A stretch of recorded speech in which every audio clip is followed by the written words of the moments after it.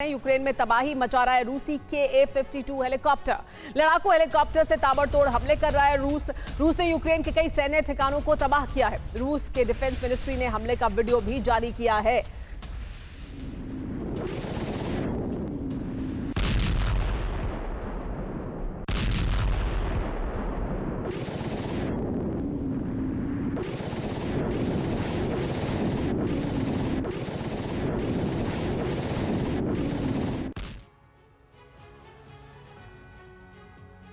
Captain आलोक, आपसे मैं जानना चाहूंगी, ये जो हम चर्चा कर रहे हैं उससे जुड़ा हुआ भी सवाल है लेकिन थोड़ा कुछ अलग भी है।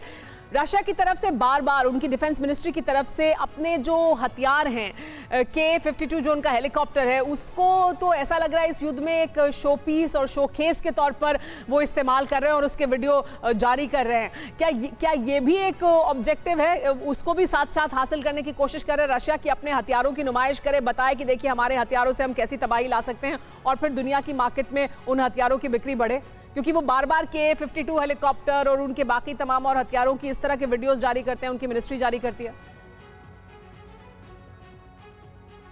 इससे सवाल है जी आलोक बंसल जी।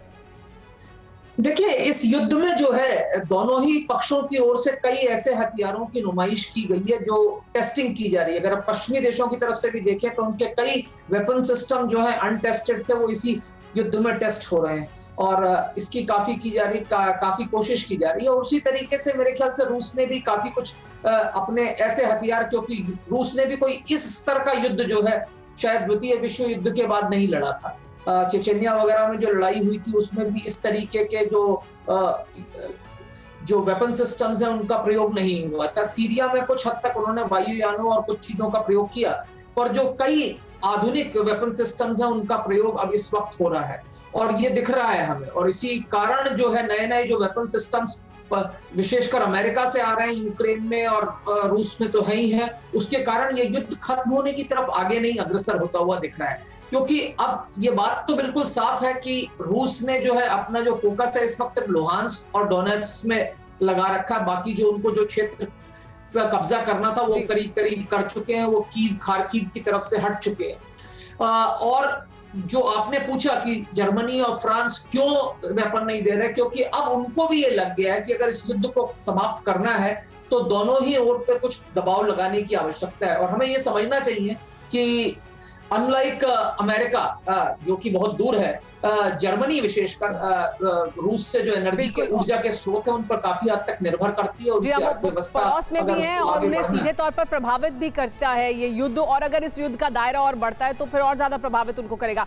अनंत रघुनाथ जी, आपसे भी इस पर मैं एक प्रतिक्रिया लेना चाहूंगी कि ये जो एक बदलाव है स्टांस में, ये डर की वजह से है कि ये और दायरा फैल जाएगा, यूरोप में ये दायरा और बढ़ सकता है और इसकी जद में फिर सब आएंगे, क्या इस वजह से है या डिपेंडेंसी की वजह से, अपने इंटरेस्ट को देखते हुए?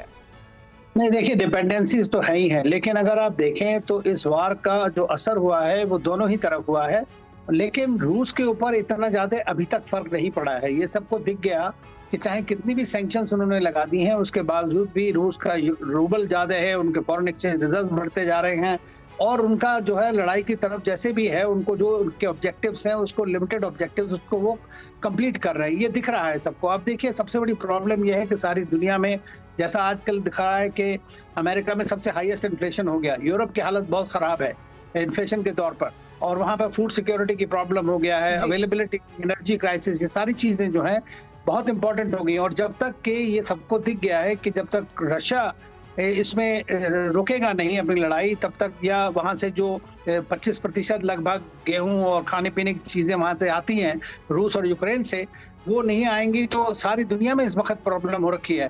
तो यूरोपियन कंट्रीज और भी सफर कर रहे हैं। इसीलिए उन्होंने पुतिन से जो कल बात हुई है उसमें उन्होंने कहा है कि आप ब्लॉकेड हटा दें ओडेसा पोर्ट का ताकि वहां से व्हीट और ये सब जा सके। तो पुतिन ने कहा कि भाई आप सैंक्शंस हटा दीजिए। तो अब मेरे को लग रहा है कि ये दोनों साइड ये कोशिश कर रहे हैं कि किस तरह से, देखिए यूरोपियंस की खासतौर से फ्रांस और जर्मनी की हमेशा कोशिश रही कि किसी तरह कोई रास्ता निकाला जाए। ये सिर्फ अमेरिका जो है वो कंटिन्यू करता रहा है इस वॉर से। तो एक बीच का रास्ता निकालने की कोशिश है और जर्मनी और फ्रांस लगातार इस कोशिश में है भी, और इसे क्या उसी तरह से देखना चाहिए? परवाह देश की, सोमवार से शुक्रवार रात 10 बजे TV9 भारतवर्ष पर।